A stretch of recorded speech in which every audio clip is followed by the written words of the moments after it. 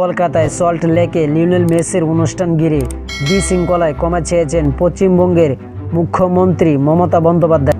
ঘটনার একটি তদন্ত কমিটি গঠনের ঘোষণা দিয়েছেন তিনি।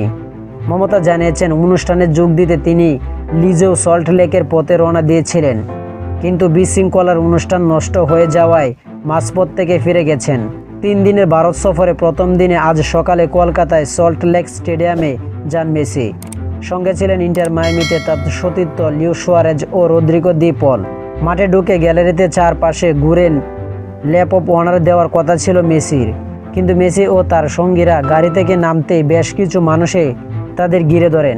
টিকিট কেটে গ্যালারিতে ঢোকা দর্শক ভিড়ের কারণে মেসিকে দেখতে পারেননি, কিন্তু বিরক্ত মেসি অল্প কিছু দূর হেঁটে মাঠ থেকে বেরিয়ে যাওয়ার পর দর্শকদের কূপের বিস্ফোরণ ঘটে।